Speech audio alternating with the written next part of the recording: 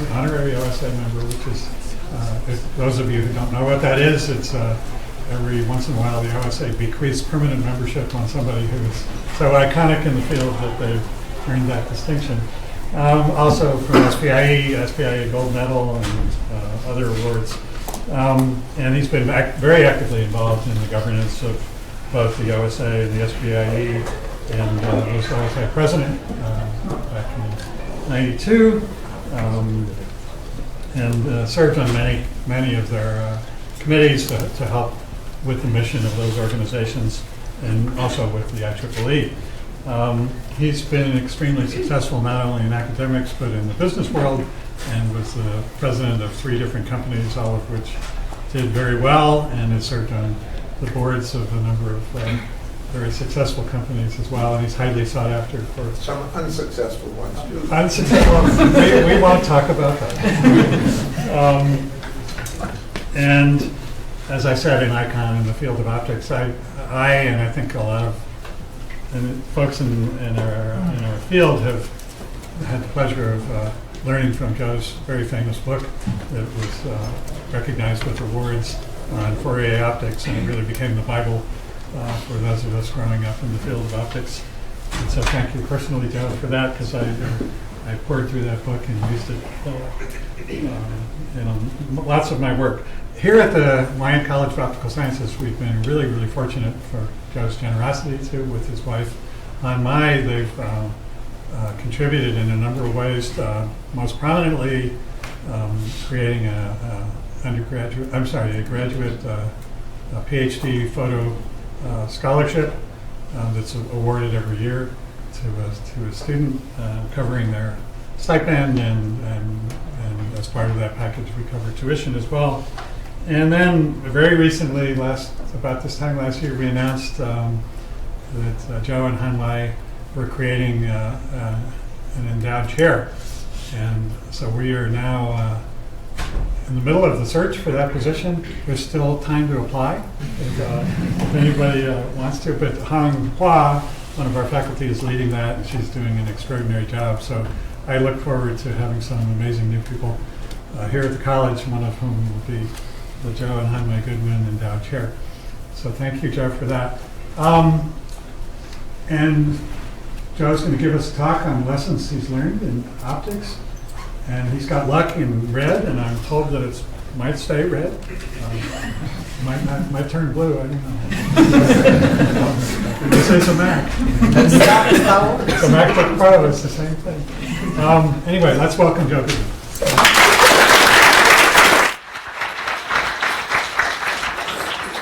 Thank you, Tom. This was the bad culprit. Maybe that'll be good.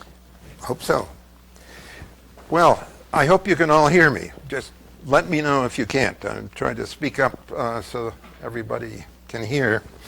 I just wanted to first say, aside from the connections with the Optical Sciences Department school here, that I've had 3 PhD students who've come to the faculty here. The first one was Jack Gaskell, who has since retired. Jack, when he was teaching a course, he always used to say that he was my second PhD student and my first mistake. I think the next one to come was it Masood or was it Ray? I think it was Masood. And the one after that was Ray Kostick, who is in ECE and jointly with OpSci. So my connections with the university here are fairly extensive. Anyway, I wanted to talk to you today about a few lessons that I learned in optics. And I'm going to go through my philosophy on education, some words about hard work and luck. And I'm going to illustrate particularly the luck part of it with the early parts of my career. When I finished my PhD, what was the luck that I encountered in my career? Because I think luck plays an enormous role in everybody's lives, and will presumably play a role in all the lives of all of you. So let me begin my assumptions. I'm really speaking to the students who are here for this winter school at various levels. I understand some are seniors, some are juniors, but you obviously must have an interest in optics if you're here. So that's one of my assumptions. At the risk of sounding self-centered, I want to frame my advice in the context of my own experiences. After all, my experiences are what taught me, and I have to try to convey that to you in that framework. And remember, keep in mind that the view I'm presenting is that of a university professor for many years who also gained some experience in business. So I will talk about the business part of it towards the end of the talk. So those are my assumptions going forward.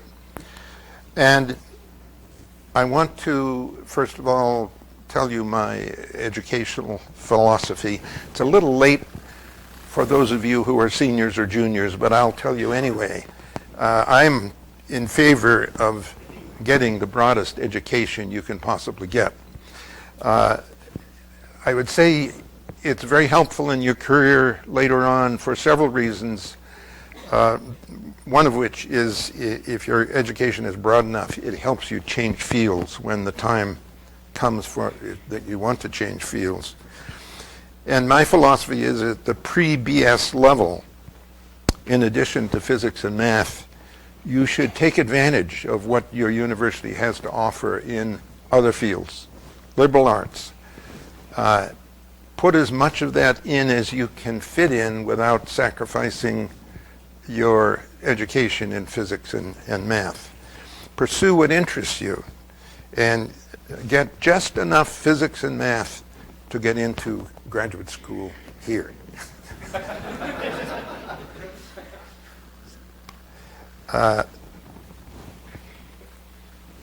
My philosophy is this very broad education at the undergraduate level, and then when you get to your MS studies, your graduate studies, then that's the time to really focus in on the subjects that are of most interest to you in optics.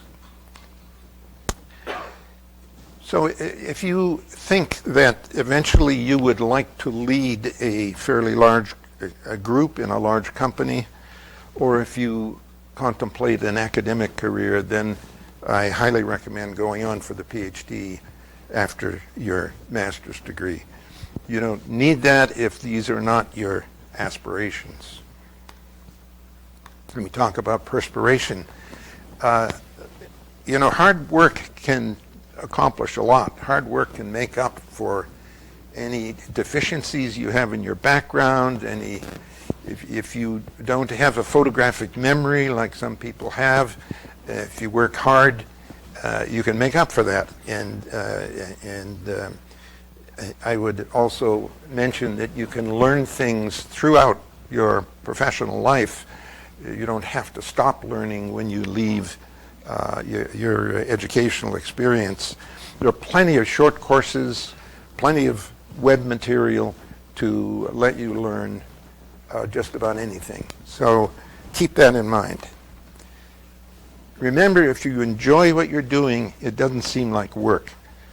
When I first came to Stanford as a PhD student, I had a research assistantship. I think it paid me $250 a month, and I couldn't believe that I would be paid for doing what I enjoyed so much. So hopefully you're going to have the same experience. I'll put in a plug for the professional societies. Here it's mainly the OSA and the SPIE. Do some work for them. Attend their conferences. It will give you really good connections in your field, and it provides some professional stability. Some people move from job to job to job, but they're members of their professional society through all of that, and it contributes to their stability. And as was mentioned earlier in the day, there's a delicate balance between your work and your family, and you have to find the balance that works for you and for your family as well. So now let me get to the subject of luck. So what kinds of luck can you hope for? Well, you could hope for technology revolutions at just the right time for you to enter those revolutions. We can say more about that later, but I was fortunate that I got my PhD in 1962, and there were at least 3 revolutions going on when I entered the field of optics, and I'll say a lot more about those in a minute. Find the right job. You've got to find a job that you enjoy, and it doesn't hurt to look around, interview in a few places, and settle on what you feel good about. Find yourself in a group of talented people. That, I think, is important, because if you're with a lot of talented people, you can have a lot of exchanges, you can learn things from them, they can learn from you. It's a really good situation to find yourself in. Okay, luck in my academic career. In 1962, I finished my PhD, and my PhD actually had nothing to do with optics whatsoever. It was in the field of radar countermeasures. And in that thesis, I made very wide use of communication theory, signals and noise, and linear and nonlinear systems. There was no optics whatsoever. My thesis was classified the moment I turned it in, and I never saw it again until 2004, when it was declassified. So I came with a background in, you might say, communication theory. In '62, there was a revolution that had started a couple of years earlier, but it was just coming to fruition, and that was that commercial helium neon lasers had just become available. You didn't have to be in a research lab that made their own lasers. There were companies, Spectrophysics in particular, that was making lasers. You could buy one, and you could start in a research group with a laser. 1962 was a great year, because that was a year when another revolution started, and that was the revolution of modern holography, which was, of course, holography had been conceived of, invented by Gabor some years earlier, but modern holography was born in 1962 thanks to a gentleman by the names of Leif Nepotniks at the University of Michigan and Denisyuk in the Soviet Union. The research, with these revolutions going on, the research opportunities in optics were everywhere. There was just no shortage of PhD topics. You hardly had to look. And I want to emphasize that the value of the broad background I had helped me change fields from radar to optics, and that background was very advantageous. Oh, these are the founders of modern holography. Well, of course, Denis Gabor is the inventor of holography, and then Leif and Nepotniks and Denisyuk were the folks who started what I call modern holography. Oops, let me go back. All right. So in 1963, after a 6-month postdoc in Norway, I joined a research group at Stanford. And it was a new research group that was just being put together, mainly people who had experience in radar countermeasures, no optics experience, but that group had a contract from the Air Force to try to find out what lasers were good for. It was a perfect time to enter the field of optics. So I and the others in that group went on to start a career in optics. And the first subject I worked on in 1963 was the Speckle phenomenon. Now, some of you may or may not know about the Speckle phenomenon, but I think if any of you have ever shone a laser on anything but a mirror, you have seen a granular structure to the light that's reflected from that rough surface, rough on the scale of an optical wavelength. And that was what's now called Speckle. It fascinated me. I had a good background in statistics. I wanted to really understand the statistical properties of Speckle. And in order to make our Air Force sponsors happy, I decided I should look into the effects of Speckle on optical radar performance. And I wrote a technical report on Speckle statistics, which I'll say more about in a minute. But let me also mention that in 1964, modern optical signal processing was born thanks to a gentleman by the name of Vanderloot, also at the University of Michigan. So another field starting. And being a person who had never really been exposed to optics before, I didn't have much idea about what had been done before and whether I was repeating other people's work or what. So in 1964, I was lucky to attend a short course at the University of Michigan taught by all the pioneers in modern holography. And I came away from that with a confidence that I knew what the state of the art in the field was. And maybe you in these winter courses may gain some of that confidence as well for your particular field.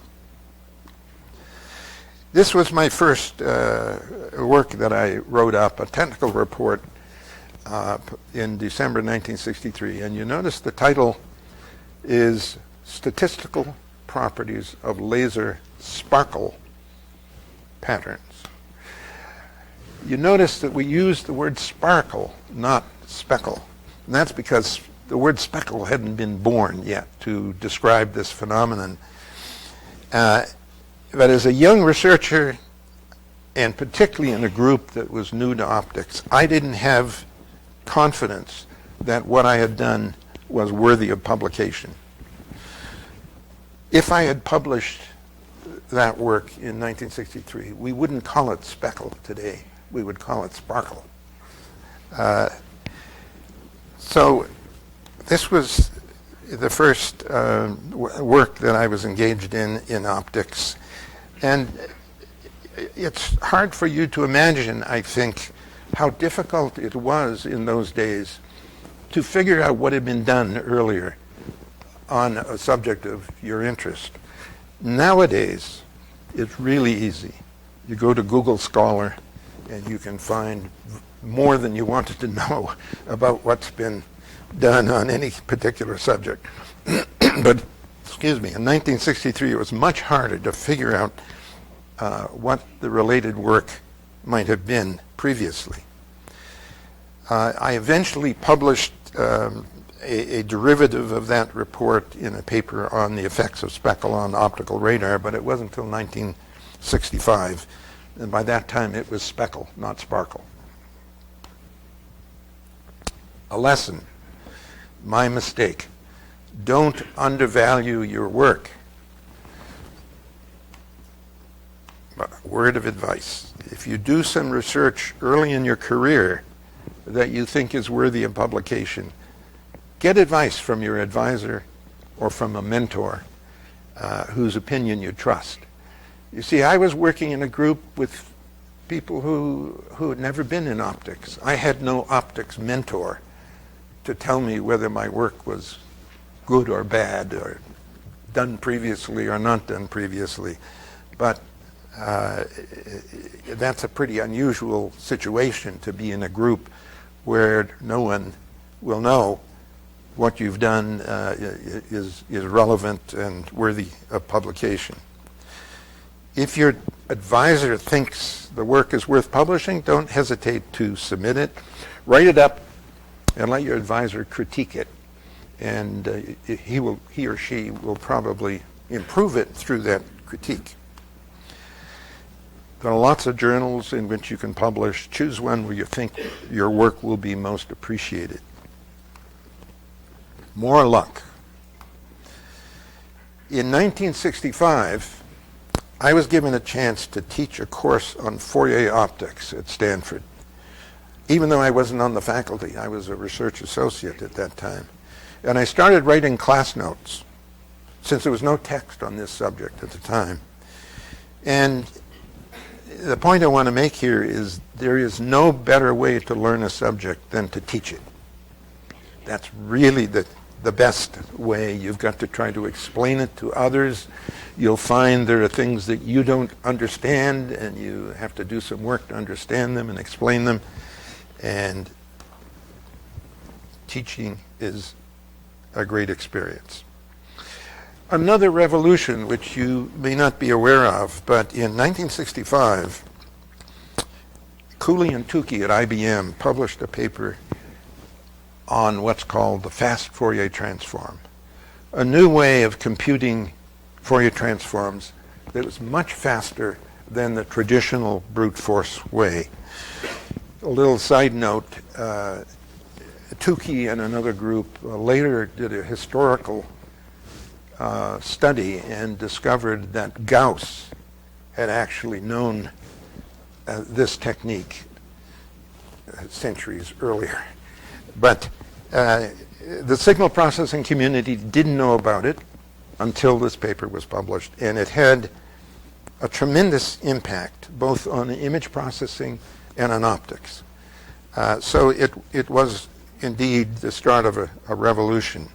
And let me tell you why it's important, because if you have an n by n pixel image, the FFT can perform that Fourier transform with 2n squared log base 2n operations, whereas the direct way requires 2n cubed operations.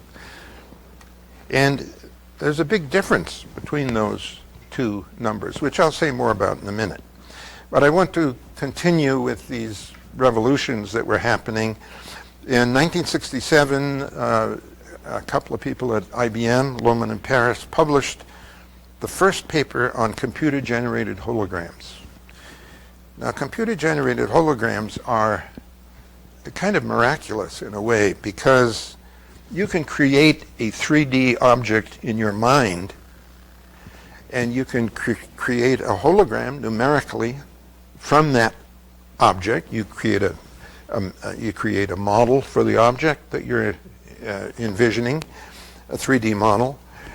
You compute diffraction patterns from that model, and you can then record a hologram of that imaginary object. And in those days, of course, holograms were recorded on film.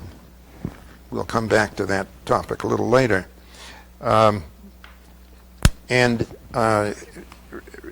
You can then, with light, reconstruct a 3D image of that imaginary object. So that was really kind of amazing, and it got me to thinking about a related topic, which I'm going to describe to you here in a minute. By the way, computer-generated holograms would have gone nowhere without the FFT algorithm being available.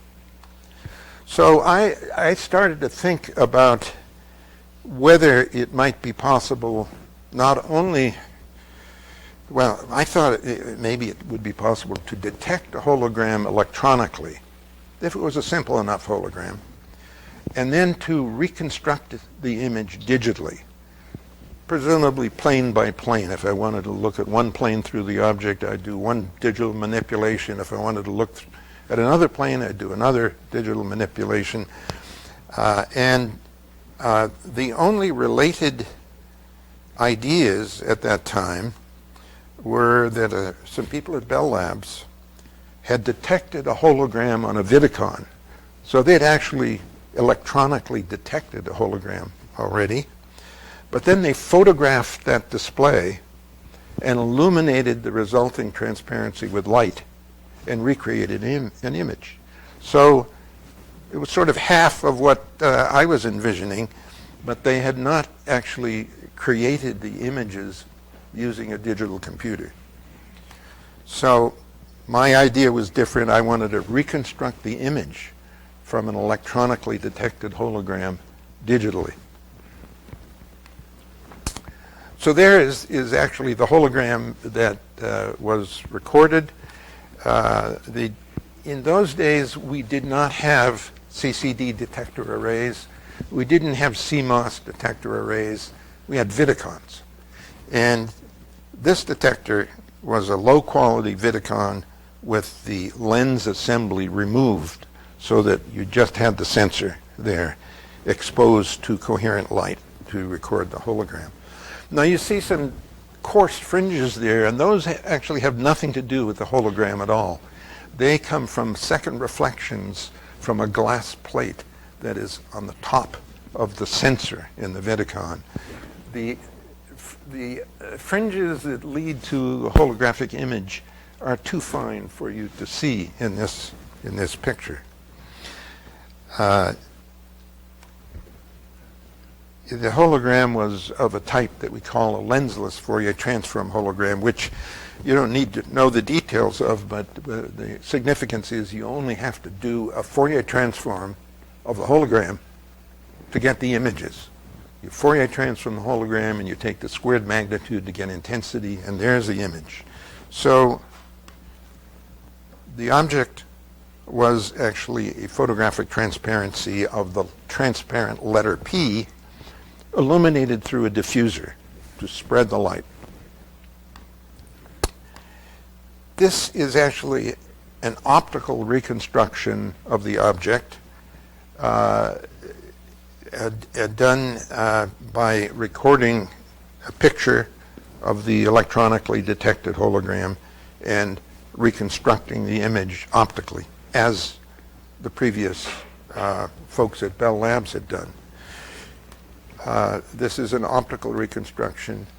This is the digital reconstruction.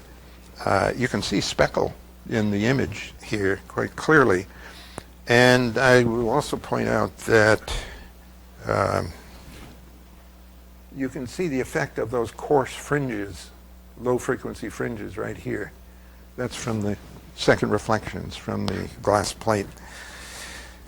The hologram was sampled in a 256 by 256 array, and we used a PDP-6 mini computer. It took 5 minutes of computation to do the fast Fourier transform. Without the FFT, it would have been 2.7 hours to do it. Today, with my desktop computer, I do this in less than 2 milliseconds. So you see, things have changed from the day when I was young to the day when you were young. Changed rather substantially. The algorithmic gain from going to the FFT is the ratio of these formulas I gave you earlier. The algorithmic gain goes as n over log to the base 2n. And that gets to be pretty big when n is large. This, again, is for an n by n image. The algorithmic gain for 256 by 256 was 32. So that was quite significant, reducing the time to 5 minutes. What about the hardware gain? Well, it was 5 minutes when we did this experiment. Today it's 2 milliseconds. The hardware gain is 150,000. Pretty amazing. 1966 versus 2019 or 2020, the total gain, algorithmic and hardware, is 4,800,000. Most of it from hardware gain, but still, in 66, the FFT gain was very important. It's kind of boggles the mind as to how things have changed over those years. And it's now become fairly routine to electronically detect holograms and reconstruct images digitally. This is an example of a commercial product by, I'm not sure I'm saying the name correctly, Lindsay Tech. It's a digital holographic microscope.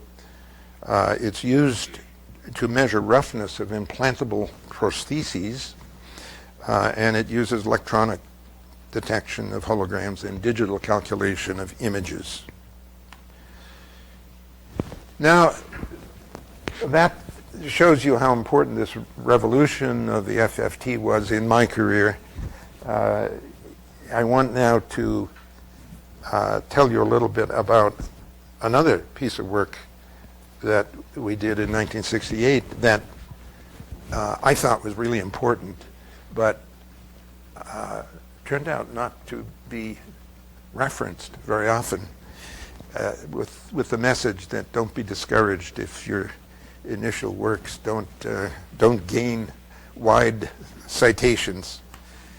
It was actually Dennis Gabor who realized at a very early date that in some situations holographic detection could be more sensitive than conventional image detection. And he estimated actually a 10-fold improvement in sensitivity in some cases.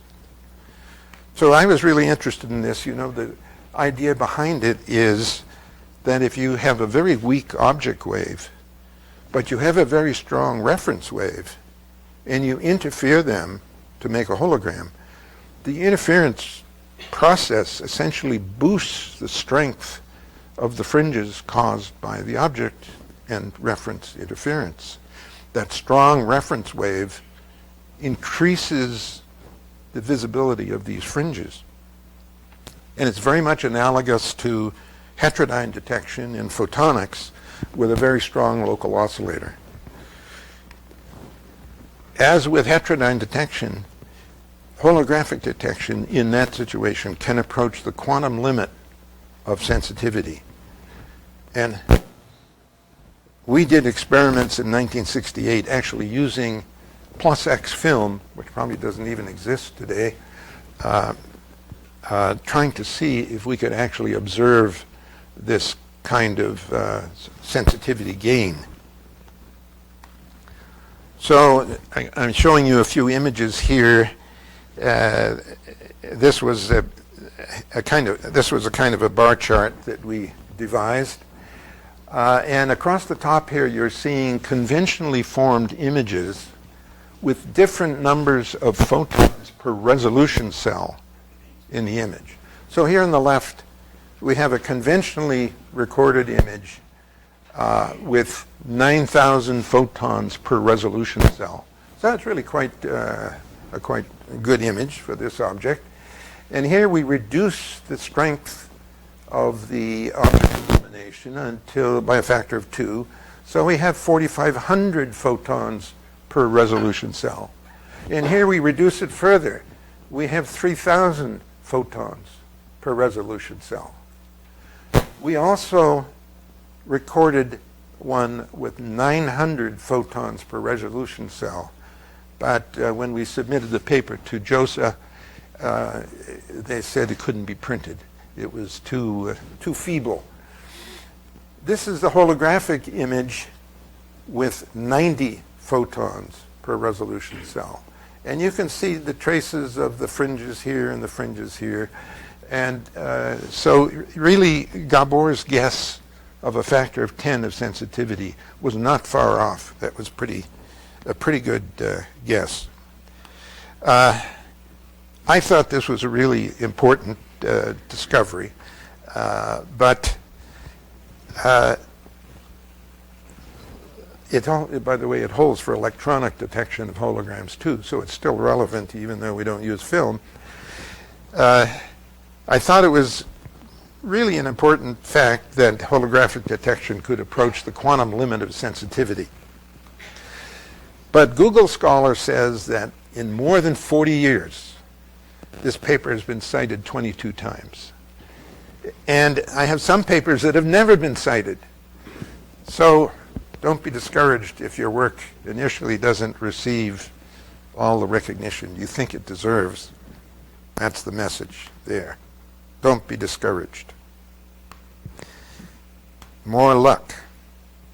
In 1967, Stanford decided that the electrical engineering department needed a faculty member in the emerging areas of modern optics. And it turned out I was in the right place at the right time with the right expertise, and I was appointed an assistant professor. So I joined the faculty in '67. And in 1968, based on those notes that I'd written for the class I'd been teaching before I was on the faculty, I published a textbook, Introduction to Fourier Optics. It was the first textbook to cover modern holography and optical signal processing. And the timing was very lucky because they were hot topics at that time. The revolution was in progress, and this was the only oops, sorry. Okay. And now I just want to mention that over my career, I formally retired in 2001. My career, starting in really in 1966, that's when I had my first PhD student, even before I was on the faculty. I had the good luck to work with a really talented set of PhD students, postdocs and visitors, and I had 49 PhD students altogether under my supervision, and of course 3 of them have been here at the University of Arizona. But I want to show you a couple of PhD students who broke the glass ceiling. They really had fantastic careers. And these are the 2 I'm going to talk about. On the right, Ellen Ochoa. She, after her PhD, she worked for a while at Sandia Labs in the optical information processing field. In the meantime, she applied for the astronaut program. She was turned down the first time she applied. They said you'd have a better chance if you worked for NASA. So she then moved to Moffett Field, to the NASA Ames Research Center, and she started out as a regular worker. And by the next time I turned around, she was leading a group of 100 researchers. She applied for the astronaut program, and she was accepted. And during her astronaut years, she had 5 shuttle flights. When she was through her shuttle flights, she moved into the management at the Johnson Space Flight Center. She rose from director of the astronaut office up to ultimately director of the Johnson Space Flight Center. She was the top person at the Flight Center, and that is really an achievement, I believe. On the left, Christina Johnson. Christina started as an assistant professor at the University of Colorado, working in the field of holography, eventually moving into liquid crystals on silicon and related topics. And after 5 or 6 years at Colorado, she was recruited to Duke University to be Dean of Engineering. At Duke University, she raised untold amounts of money as dean, and saw a new building and a huge increase in the reputation of Duke Engineering. She was recruited from Duke to be provost at Johns Hopkins University, a big university and a big job. And after 2 years, she was recruited by the Obama administration to be Undersecretary of Energy under Steve Chu. And she served there for 2 years. Then she moved to a startup company of her own making, a company that was attempting to electrify a lot of the dams in the U.S. that are not electrified at the moment. That is, they don't have electrical generation capability. And this company turned out to be a big success too. They have several dams that they have electrified. And now, after that successful startup, she, about a year ago, was appointed Chancellor of the State University of New York system, which is a huge system with like 50 campuses, something like that. She's in charge at the very top. So these are 2 careers that I think are really fantastic. And I'm very proud to have had them as well as the 3 here at Arizona as my PhD students. Okay, another piece of advice. When you do some work, think carefully about what the broadest possible applications and implications of your work are. Don't focus on it too narrowly. I fell into that trap. In 1978, I had the idea for making an analog optical system that would do a discrete Fourier transform.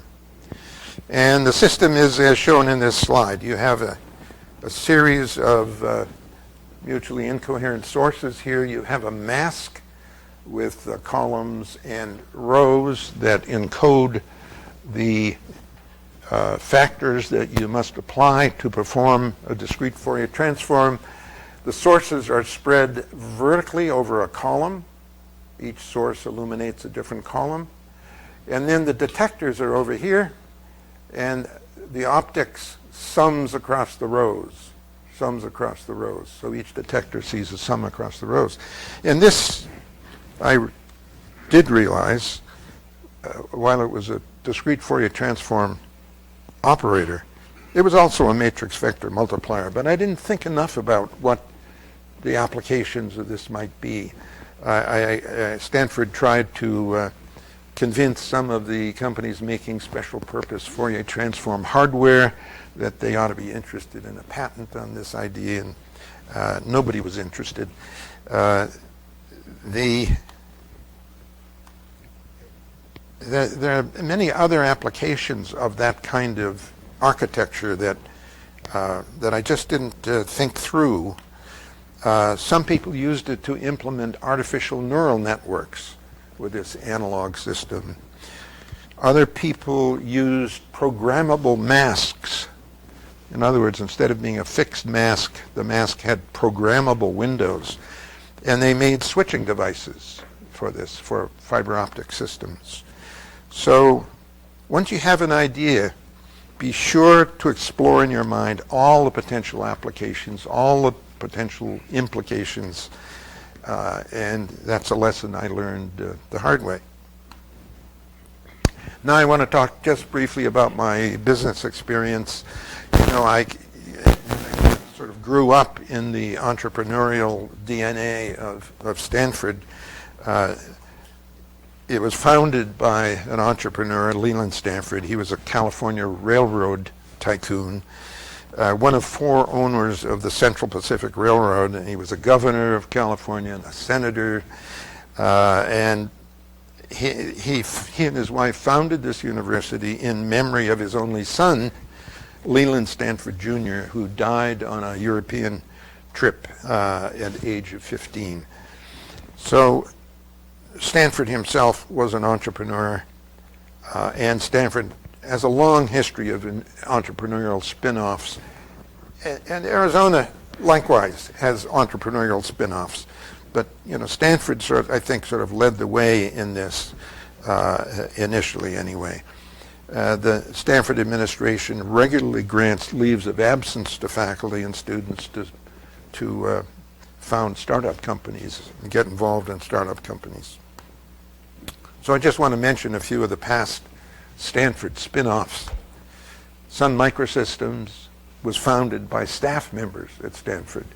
They were the people who were running the network at Stanford, and they had the idea about needing certain kinds of switches to run that network efficiently, and they left Stanford and founded Sun Microsystems. Yahoo was founded by 2 electrical engineering students. And I actually learned about Yahoo from Jim Wyand. He doesn't remember it, I'm sure, but I came to Arizona and he said, "Have you seen what Yahoo is doing?" And I said, "No, I'm going to take a look." Well, Yahoo was quite successful, founded by students. Google, founded by 2 computer science students. Rambus, founded by electrical engineering faculty. Atheros, founded by EE faculty. MIPS, founded by computer science and EE faculty, Silicon Graphics, EE faculty, VMware computer science faculty, just to name a few. What was my own experience? In 1984, two other professors that I knew well, Anil Jain and Sandy Sawchuk, decided that we had the experience of being consultants to industry. We would go to industry. There'd be a particular topic that industry is interested in. We'd dump all the information we knew about it, and we'd leave. And it wasn't the most satisfying experience, although it paid reasonably well. And so we decided, well, there might be a better way for us to use our expertise in the commercial world than to just do consulting. So we decided we found a company. We founded a company named Optivision Incorporated. And the three of us, all from different universities, by the way, me from Stanford, Anil Jain from UC Davis, and Sandy Sawchuk from USC, we had a mixture of expertise.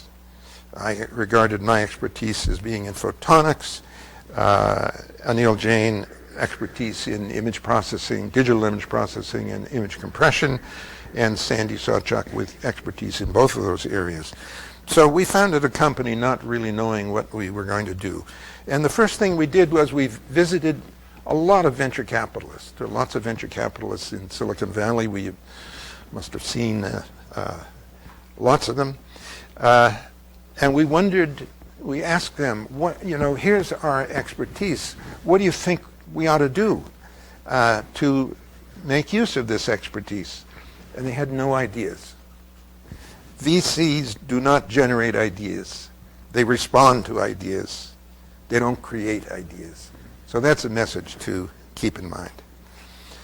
In 1997, after quite some time, the Optivision spun off its photonics branch into a separate company, which was called ONI Systems. ONI originally are the letters that the original name had, Optical Networks Incorporated, but they changed the name to ONI Systems, and ONI was funded by two very top-tier VC firms during what we call the fiber optic bubble.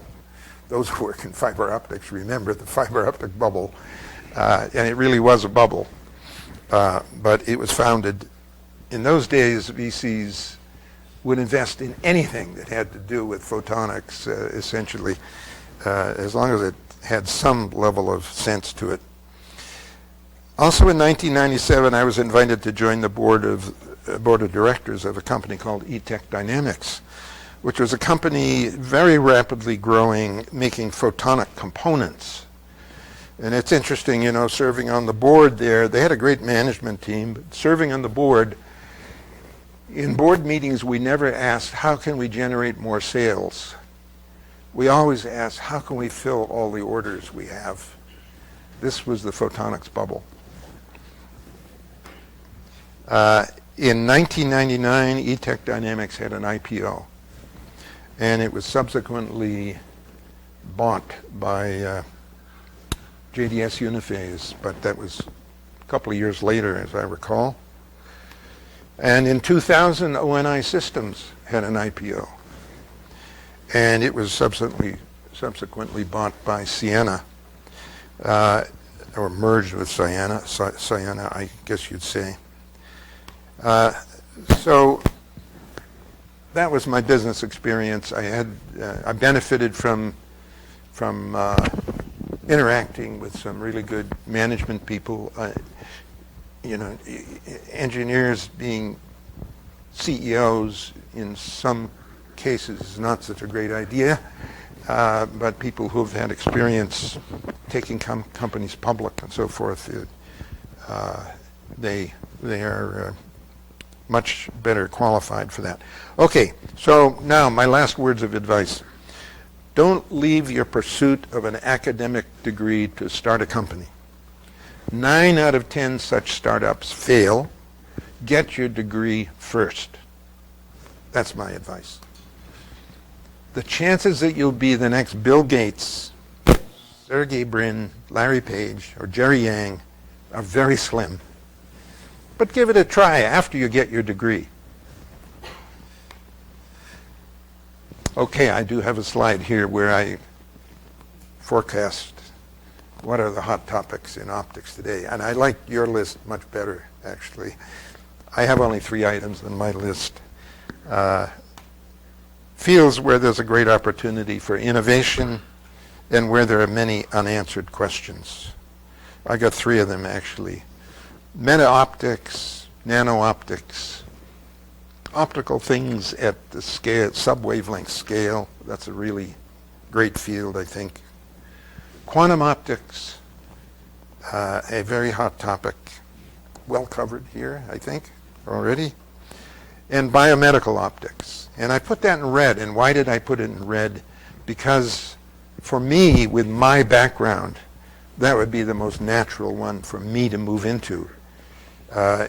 For you, you have a much better background in quantum mechanics, many of you do, than I ever had, and probably in the nano-optics area as well. But if I were to change fields or to pick one of these, I would pick biomedical optics for myself. Conclusions. Get the broadest and most basic education you can. Include biology. Finish your degrees. Don't stop learning when you finish school. Watch for technology revolutions and adapt. Get in the revolution early if possible. Look for opportunities to bring order to a chaotic field. Publish a book that unifies that chaotic field. May you have as much luck as I had. Thank you very much for listening.